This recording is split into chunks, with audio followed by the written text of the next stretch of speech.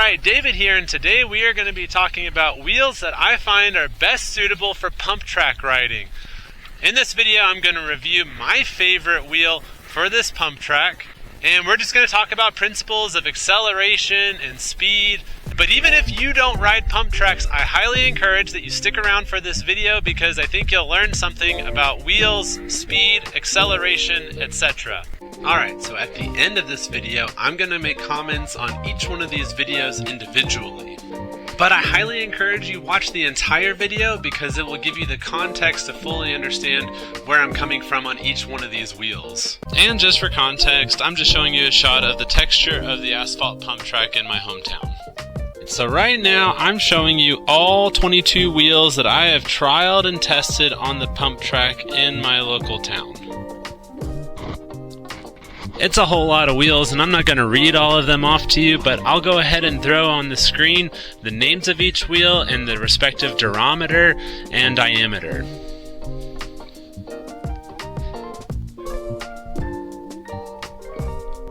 Of the 22 wheels that I tested, these 11 were the ones that were quickly eliminated because I just found that they were way too hard.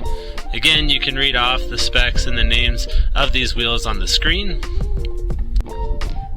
And these were all the wheels that I thought would be a good pump track wheel for my local asphalt pump track.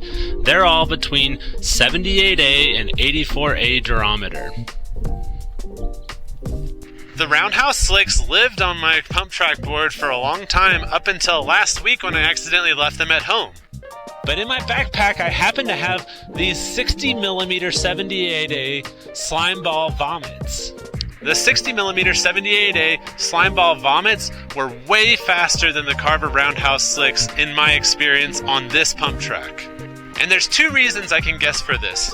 One, the slime ball vomits are softer, they're 78A compared to the 83A roundhouse slicks, and the roundhouse slicks did have some vibrations, which I think were slowing me down. But the other reason that I think that the slime ball 78A 60mm wheels were performing better than the Carver roundhouse slicks is because they have a shorter diameter. And every one of these berms and turns and bumps and moguls is a point for acceleration. And it is known that bigger wheels carry a higher top speed but lower acceleration, while smaller wheels carry a higher acceleration but a lower top speed. And so today I'm going to test out two more sets of wheels against the slime ball vomits. I'm going to try out these 65mm Surfskate Love 78A wheels and these 62mm Spitfire 80 HD wheels. I'm going to go ahead and do a warm-up run on the 60mm 78A slime ball vomits.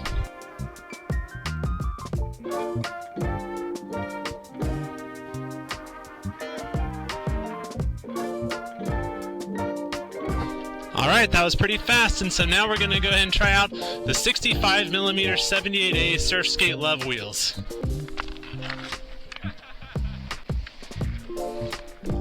Alright, so the first thing I noticed is going into this first straightaway is I definitely was accelerating slower. It felt like a much slower start, and that's because of the larger diameter. And so that brings us to these Spitfire 80 HD wheels. So these are still pretty soft at an 80A durometer. Alright, I'm all set up on the Spitfire 62mm 80 HD wheels, so I'm going to give them a shot. Alright, so here's my concluding thoughts on the Spitfire 80 HD wheels. The urethane just didn't feel as high quality as any of these other wheels. I thought that the Carver roundhouse slicks felt like a superior wheel in terms of speed and roll, and I preferred the Surfskate Love 65mm 78A wheels, and still, these wheels are super fast, really fun. I definitely prefer these. So, of the wheels that we're testing here, these are my least favorite. And so that leaves us to these three wheels, the Vomits and the Surfskate Love and the Roundhouse Slicks. And for me and the way that I ride on my asphalt pump track in town, these are my favorite wheel all around. They are so fast, they dampen all the vibrations on this asphalt, and they accelerate so well. And if you're riding the Carver roundhouse slicks, these 83As, I'm not saying these are a bad wheel. These are fantastic. I'm just saying that the moment I put those slime ball vomits on, I was blown away. Super fast, super fun. So at some point, I highly encourage you to check them out if you're riding asphalt pump tracks. So here's the approach to finding your Goldilocks wheel for your pump track. What do I mean by Goldilocks? Well, Goldilocks likes things not too hard, not too soft, not too big or too small, but just right. If you want to find that wheel that's just right, it will be the fastest, most efficient, and hopefully most fun wheel you could have. So let's talk about the not too soft or too hard aspect, aka the best performing durometer. The best durometer for your pump track is the one that is just soft enough to eliminate vibrations without being any softer. Vibrations can be uncomfortable, but more importantly, when you feel vibrations, that's an indicator that your wheel is experiencing some resistance as it's rolling because it's too hard, and a softer wheel is going to roll faster. If your current wheel is already soft enough that you are not experiencing vibrations, you can experiment with a slightly harder wheel, and if you still don't have vibrations, then that wheel is going to be more efficient. My other thoughts on vibrations are that they aren't good for your surfskate. Again, if you were driving your car on roadways where you just had constant vibrations, that's not going to be good for the life of the car. On your surfskate, I think constant vibrations will shorten the life of your bearings and deck in particular. If you are riding a super smooth concrete pump track, you likely don't have to worry about vibrations. Your only concern in terms of hardness will be grip. You just don't want to have a wheel that's so hard that you accidentally slide out. Now let's talk about Goldilocks' favorite size. Not too big, not too small. The best diameter is going to be the one that allows you to have the best balance of top speed and acceleration. Here's the thing.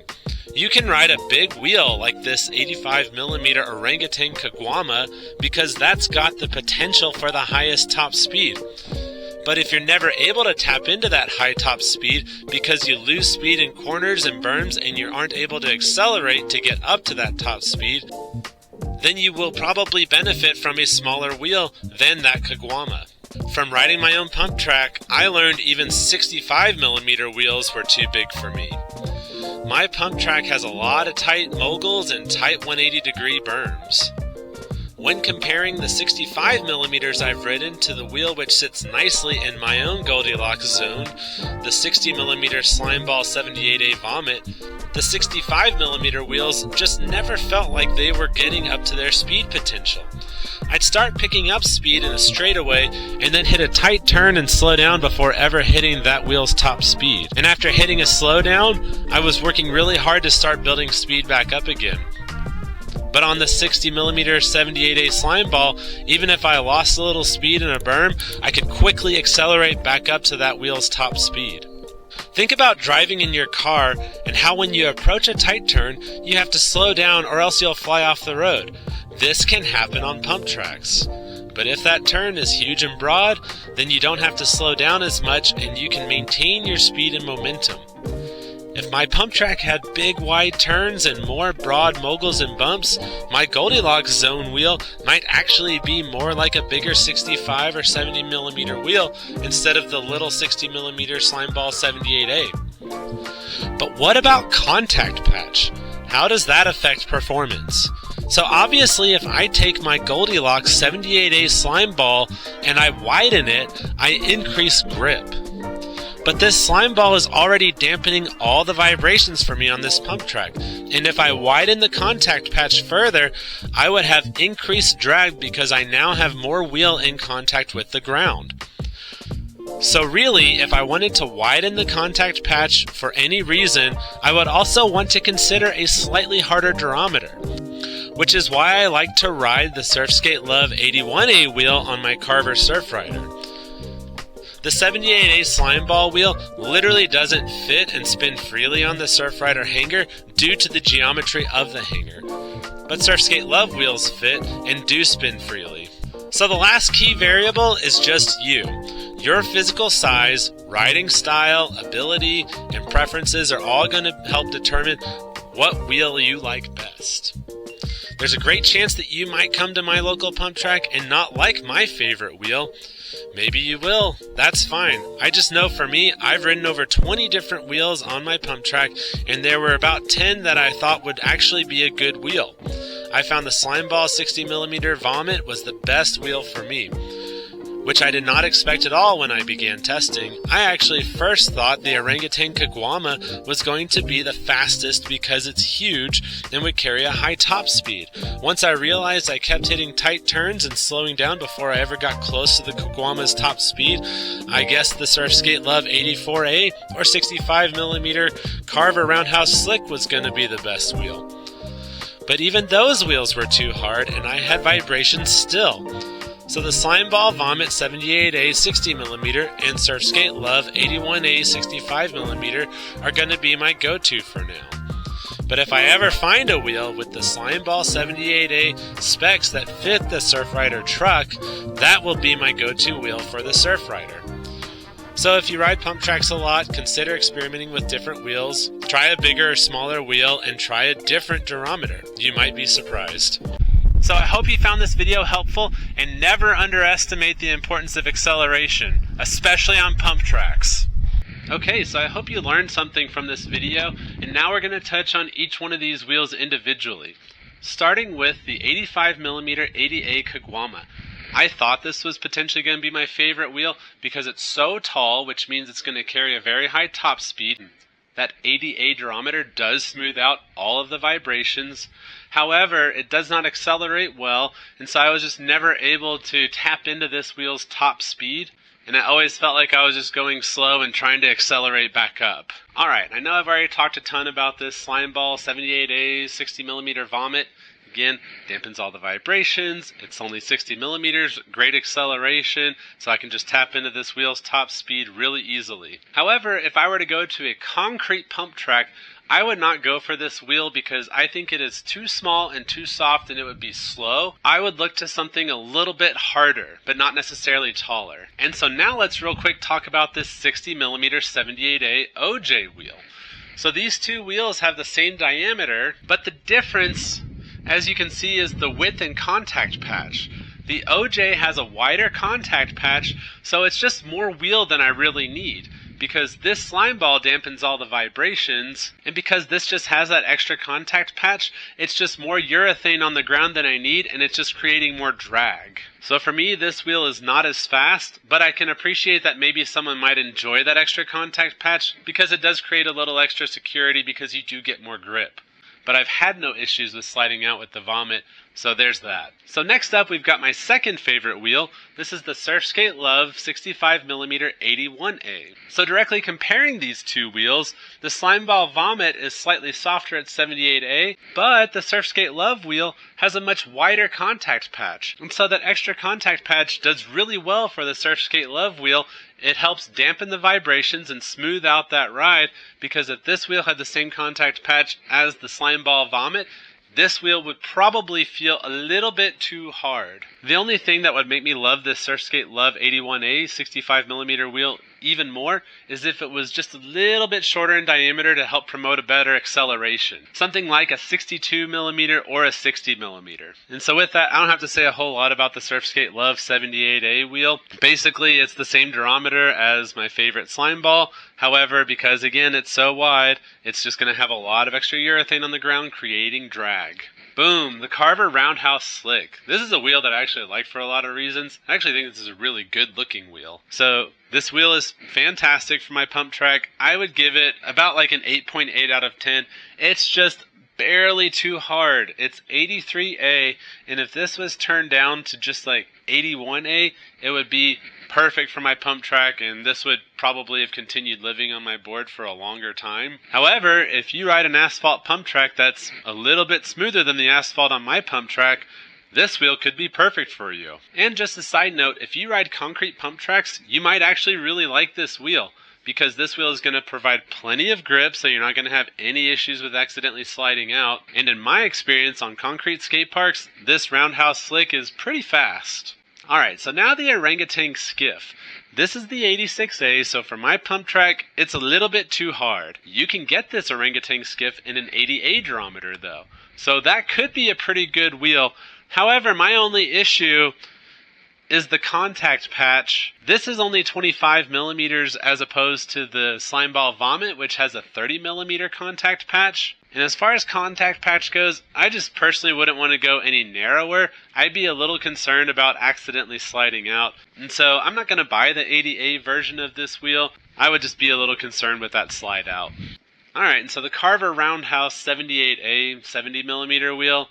This urethane to me just isn't the fastest. It's a pretty good urethane, but it's not terribly fast. But this is just wide and tall and not great acceleration, so this wheel just felt kind of slow. I did also try out the Carver Roundhouse 95A 58mm park wheel. I don't think this is a very good urethane for really any purpose at all.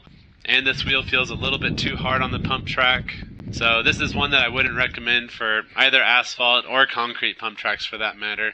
I did not think that this was a very good wheel. The Orangutan 86A fat-free wheel. So you heard it right away, this is an 86A wheel. It's just too hard, but again, this is one that comes in softer durometers. If I were to try one, I would start with the 80A for my pump track because I'd be worried that the 83 wasn't quite soft enough. And part of the reason I think that is, again, the Roundhouse 83A was too hard. And here's the Surfskate Love 84A wheel. Again, this is a great wheel for concrete riding, but for my asphalt pump track, it just didn't quite dampen all the vibrations. Alright, so the Surfskate Love 62mm 93A Park and Bowl wheel. No good on my asphalt pump track. However, this is totally a wheel that I would go for on a concrete pump track. And that's because it's not too tall, it's 62mm, so you're going to get good acceleration. And it's got a nice wide contact patch, so you're going to get plenty of grip without having to worry about sliding out accidentally. And just to avoid repeating myself over and over again, the rest of these wheels are going to be too hard for my asphalt pump track, but I'll say what I think about how they might work on a concrete pump track. Alright, so the Pal Dragon G-Bone 64mm 93A. This is not one that I would recommend for concrete pump tracks. And that's because it's tall, so it's going to have the potential for a high top speed. You're not going to get as great of acceleration as a smaller 62 or 60 or 58mm wheel. And the contact patch isn't terribly wide. And so I would be worried that if I was starting to get close to this wheel's top speed, that I'd be worried about sliding out accidentally. The Pal Dragon Rat Bones, if you're riding these already, this is going to be a good concrete pump track wheel.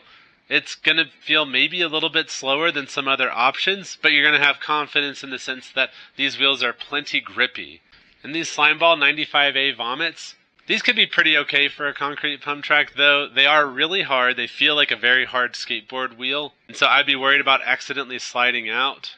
And if there are any little seams on your concrete pump track, then you're going to end up feeling those over and over again. Instead of the Slimeball 95A Vomit, I would rather ride the Spitfire 97A Radial Full because it's got a slightly wider contact patch in the urethane. Even though it's rated as being a harder durometer, it feels softer and absorbs vibrations better than this Slimeball 95A. The Seismic Booster wheels, I don't like these wheels for really any purpose at all. The urethane isn't very smooth. I thought that this 97A could potentially be a good candidate for, say, a concrete pump track, but this 97A feels really hard. I can't even tell the difference between the 97A and the 101. And the urethane surface is not smooth at all. Like, I can run my finger across and feel all the texture.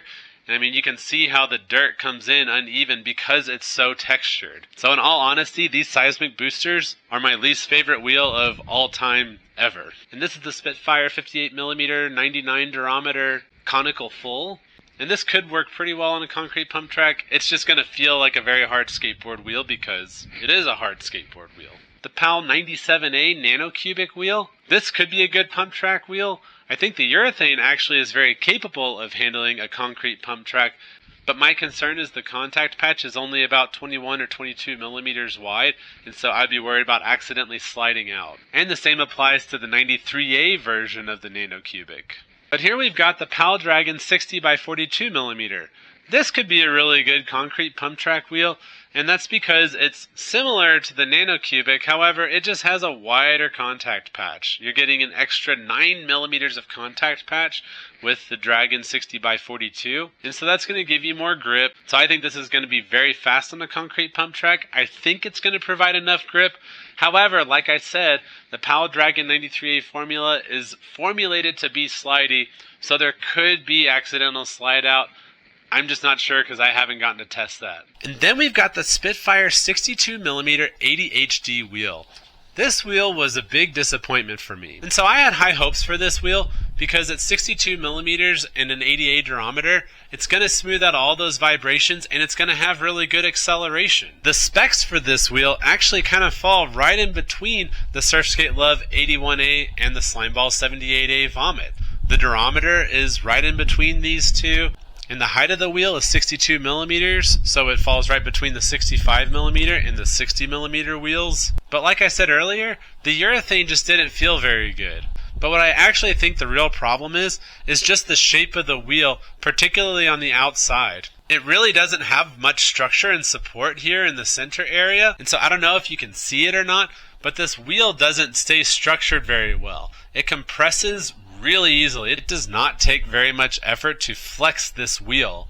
And so this wheel just kind of acts like a bike tire with not enough air in it. It compresses down really easily and it doesn't rebound back to its original shape very quickly, in my opinion. So this looked like a really good pump track wheel to me. It also just looked like a good Surfskate wheel in general. And in my experience, I've really enjoyed wheels by Spitfire. But this is not a wheel that I would recommend for surf skating for really any purposes. Not for asphalt or concrete pump tracks. I think that there's better wheels out there.